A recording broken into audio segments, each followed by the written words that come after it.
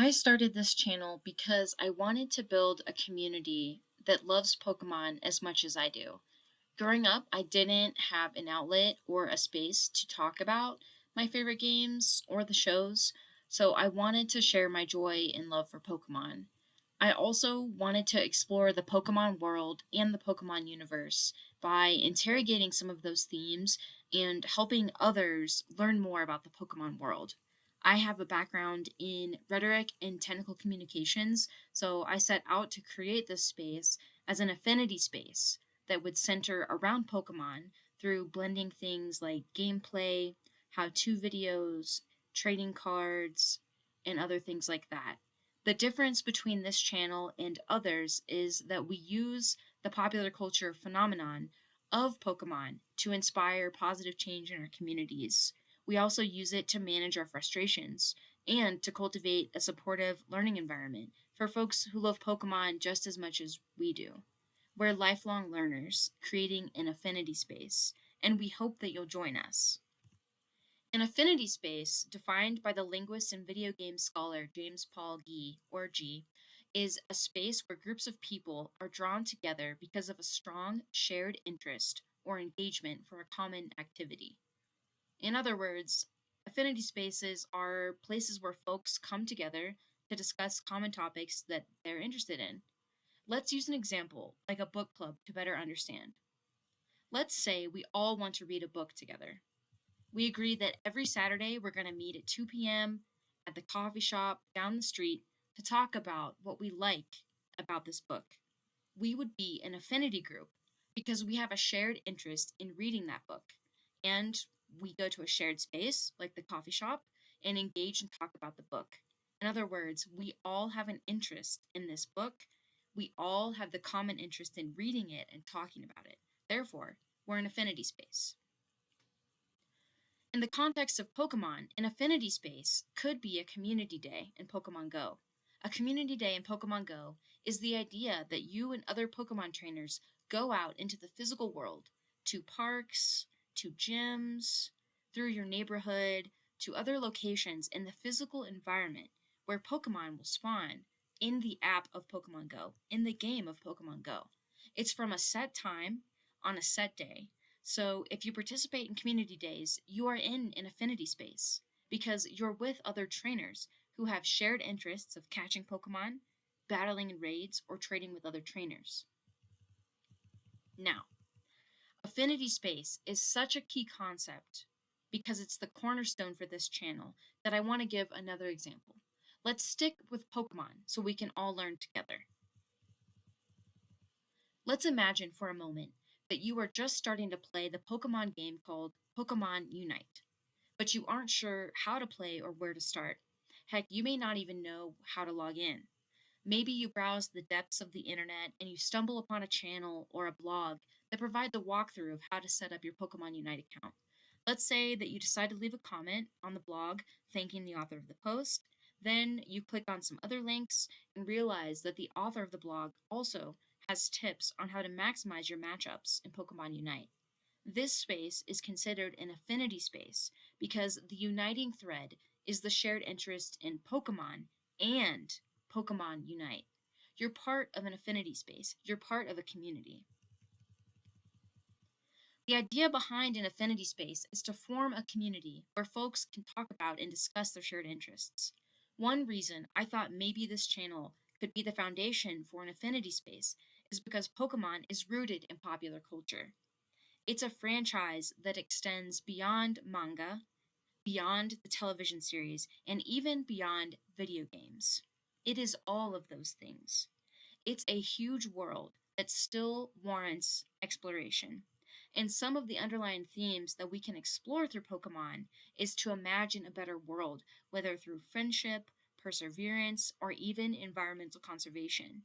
And even though sometimes the Pokemon series veers off into dystopian societies with cataclysmic events like world ending clashes between Dialga and Palkia in the movie Pokemon Rise of Darkrai, we can use Pokemon as a popular culture phenomenon to reflect on these values, build a community, and imagine a better world, one Pokeball at a time. There are tons of communities for Pokemon, ranging with interests in the manga to video games to plushies and nail polish. If you like Pokemon, maybe you don't have a community to come hang out with. And because Pokemon has become a staple for pop culture, you're welcome here to hang out with us. The point of this channel is to provide a sense of community, to foster a space where folks can talk about Pokemon, find joy in it, critique it, discuss it, and celebrate it. What makes this space different than other channels is that while the focus is on many different aspects, from pulling cards for the trading card game to Pokemon Go to Pokemon Unite and even motivational Pokemon moments, how to videos, and some gameplay, this channel was born out of a need to share our love for Pokemon with others. The value added with this channel is that we want to do analysis videos, gameplay, art, and more in a way that is not only fun and entertaining, but also in a way that educates others about Pokemon. We're doing it through popular culture. There's so much to learn about Pokemon. Sometimes that might be how to videos or a clip from Pokemon Unite illustrating mistakes. Other times that might be a drawing or a painting of Pokemon. Learning new skills so that we can grow as a community is a way to reinforce our shared interest in Pokemon. Our channel is different because it focuses on an affinity space. We use Pokemon as a popular culture phenomenon to look at themes like perseverance, community, and environmental conservation to imagine better. But we also use Pokemon as a popular culture phenomenon on how to manage our frustrations and expectations. Because as adults, we have a lot of responsibilities, like paying rent and bills, getting groceries, working, and studying. All of that can be overwhelming. For some folks, Pokemon is largely nostalgic and offers an escape. Maybe that's to reconnect to the times that were simpler. Maybe you grew up playing Pokemon games like I did. Some of our content here recalls and reimagines nostalgia that brought us to this popular culture phenomenon. But we also want this space and the content to be reflective of helping us manage our frustrations and expectations. Now, that might be through gameplay tutorials. That could be through troubleshooting Pokemon Go issues. It might just be offering team combos to beat gym matchups in newer Pokemon games. It could even be through relatable anecdotes and stories, like using a Master Ball on Mewtwo in Pokemon Yellow, or recently using a Master Ball on a Nundo Articuno in Pokemon Go. We are here to build an affinity space for Pokemon, a community that supports players of all ages, but especially for adults, because our threshold for frustration seems to narrow. We don't have the bandwidth that we did as kids. For example, as a kid, you may have gotten frustrated trying to navigate Lavender Town without the Sylph Scope, which is an item that you need to reveal the ghosts' identities. You may have tried different techniques to reveal the ghosts. Maybe you wandered around aimlessly like I did in the game. But eventually, hopefully, you figured out how to obtain the Sylph Scope. As an adult, if we weren't sure how to obtain that item, we may give up.